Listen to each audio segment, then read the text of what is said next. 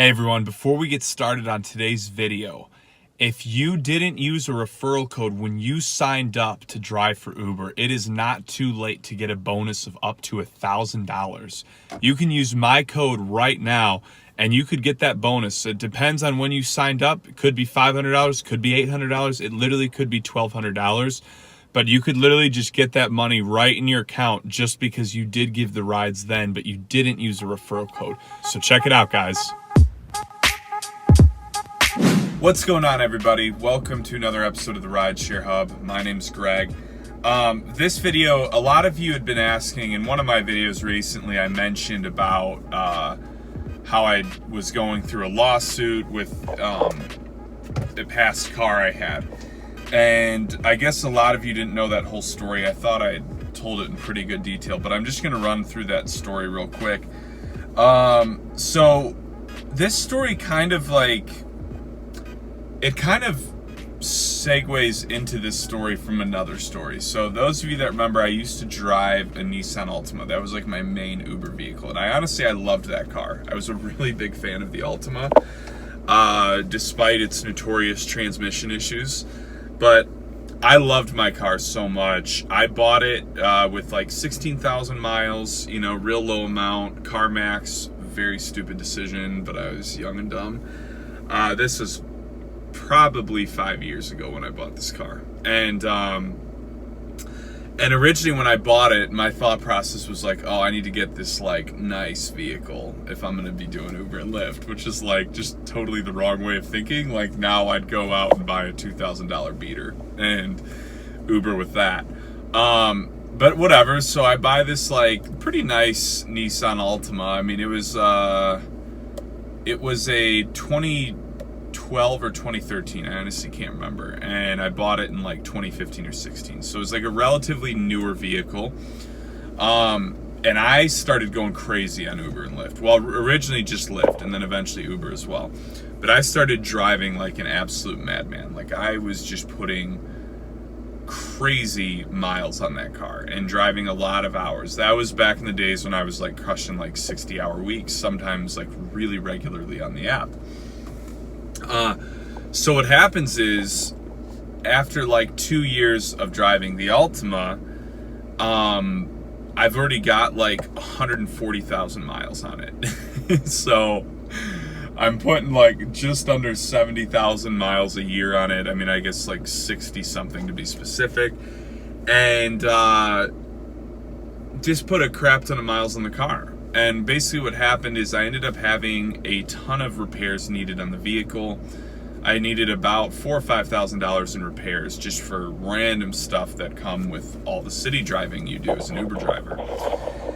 And on top of that, there was a transmission code popping up. So I was like, okay, am I really gonna pump, $4K into repairs on this vehicle that's kind of getting to high mileage? And then it might have a transmission issue and it'd be like another $5,000 or whatever that would cost. And so I like thought about it for a long time and I was like, I think I got to buy a new car. Well, the issue was I was still making payments on this vehicle. I still owed about like $7,000 on this car. And so you can't go to like a used car lot with negative equity. And you can't go to the used car lot with negative equity.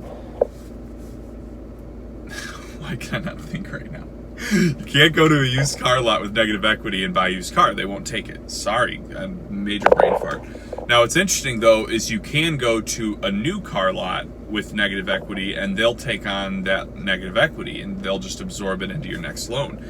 So that was what I was realizing I was going to have to do, and they justify it with their rebates and whatever other like BS things they have that supposedly are saving you money on a new vehicle, even though it's like the worst thing you can spend your money on. And I knew that, but I felt stuck. I was like, I really need a car because I've got to keep driving Uber and Lyft, but I can't get any kind of cheap car.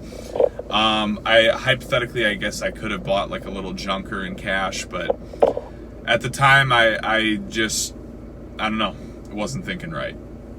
So I go to Nissan because I had an Altima, and I was like, well, at least I can probably get more for the trade-in. And they're going to let me trade in this vehicle with no repairs on it.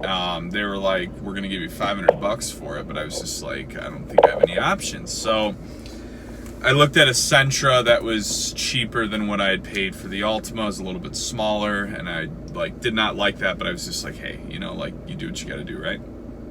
So I'm in, this is like all the way back in August, so it's been close to, well, it's been probably about a year since I got that Nissan Sentra. And so what happened is, last August, I'm in there, and I walk out the first day. I was like, no, I'm not, like, they were trying to quote me on a crazy price, and I was just like, this is what I want to pay, and, you know, I'm just going to go scout some other dealerships. And of course they're like, okay, Mr. Wave, but like, you know, no one's going to beat our deals, you know, saying the typical car salesman lingo. So I go to like 3 other Nissans, and like no one else is getting me a good price, right? It's just all about the same. Well, I finally find one that actually gets my payments down like $20 a month, and I was like, okay, like, I'm all about that. While I'm at that dealership, the old dealership, they called me and they're like, Greg, buddy, listen, pal, what can we do to have you come in here right now and walk out with this Sentra? What can we do?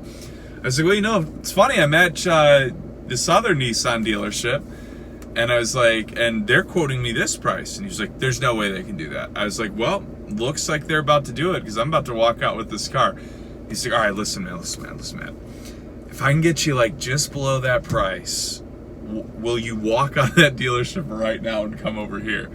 I was like, well, I don't know, because I mean, they might be willing to beat that. I haven't had to negotiate too hard. I was like, tell you what, I'll give you a call back. He's like, wait, and I hung up on him. So then the other guy comes back. I was like, hey, listen, man. I was like, I'm actually going to take off. I'm so sorry to do this to you. But I was like, you know, this Nissan dealership down the road, they're offering me this rate. So I'm playing this game with them, right? Ends up being that they give me $3,000 trade-in value on my car, the original Nissan dealership. They get my payments down to what my current payments were on the Nissan Altima, and it's a new vehicle. And they're pulling every rebate, every program in the world. So originally they quoted me at, it was going to be like $440 a month, and I got them down to like $390 a month.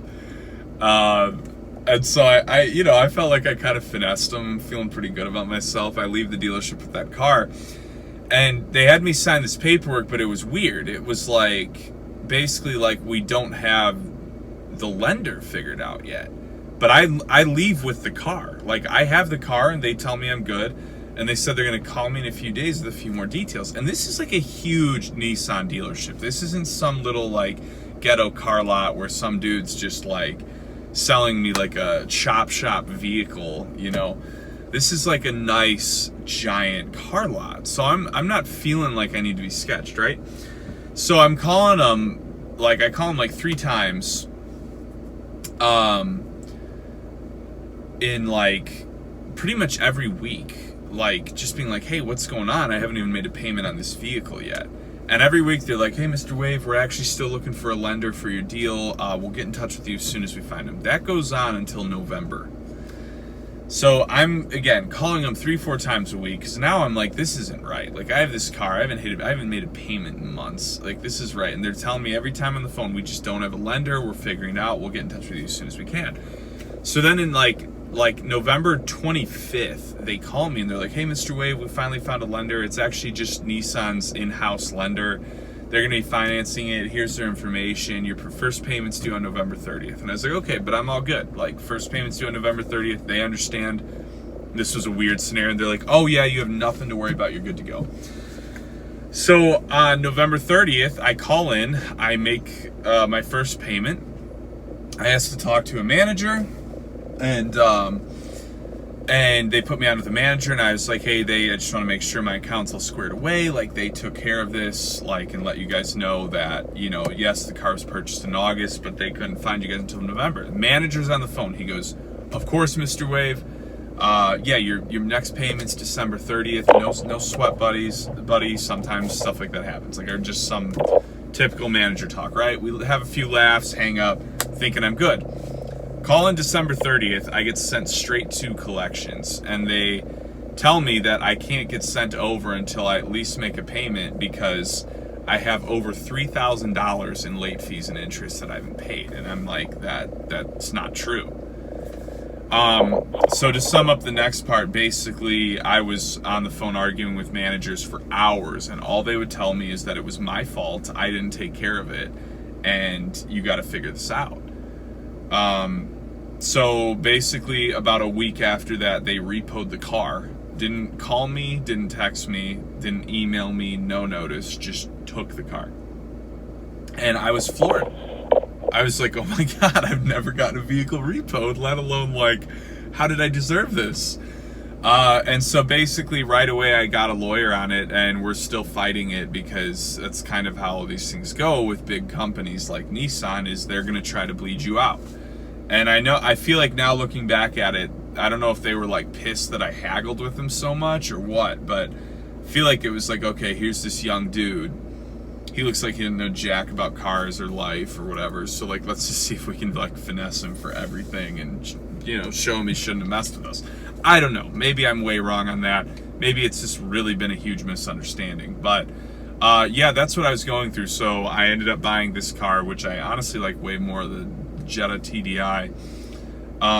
And I will see what happens with that lawsuit. And as soon as I find out, I will definitely let you guys know. But learning lesson, I guess, don't walk out of the dealership without sales paperwork. That was probably the dumbest thing I did on my part. But I don't know. I trusted them. That was the dumbest part. I trusted a car dealership. So hope you enjoyed this video, guys. Be sure to like and subscribe. I also want to remind you guys, if you haven't checked out the retroactive referral code yet, check that out. It's making people a ton of money. It is like popping off right now. So get on that referral code, check it out, and yeah, I'll talk to you guys soon.